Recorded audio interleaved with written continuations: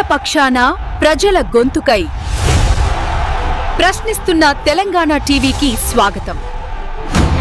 సర్దార్ సర్వాయి పాపన్నగౌడ్ విగ్రహావిష్కరణ వేడుక అంగరంగ వైభవంగా జరిగింది. సోమవారం నార్సింగ గ్రామంలోని ఎల్లమ్మ ఆలయంలో ఏర్పాటు చేసిన విగ్రహాన్ని మండల గౌడ సంఘం సభ్యులు ఆవిష్కరించారు.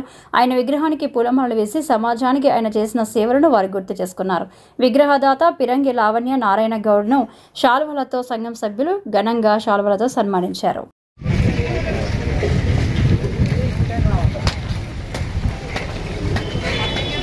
जय सरदार सरवाई पापन्नगौड की जय सरदार सरवाई पापन्नगौड की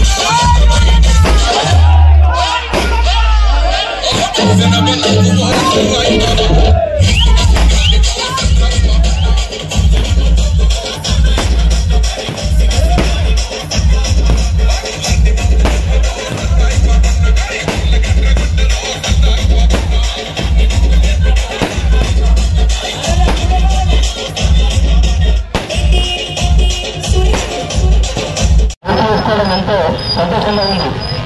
ఈరోజు ఆ రోజు 12 మంది సభ్యులతో 12,000 సైన్యాన్ని తయారు చేసుకుని ఒక మొఘల్ చక్రవర్తుల పైన తిరుగుబాటు చేసి గోల్కొండపై రాజుగా వెలువరించినటువంటి వ్యక్తి మన సర్దార్ పాపన్న.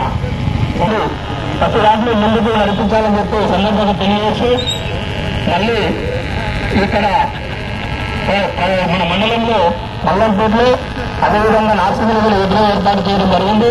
ఇక్కడ నుండి మళ్ళీ నార్సింగ్ ప్రజల పక్షాన ప్రజల గొంతుకై ప్రశ్నిస్తున్న తెలంగాణ టీవీకి స్వాగతం.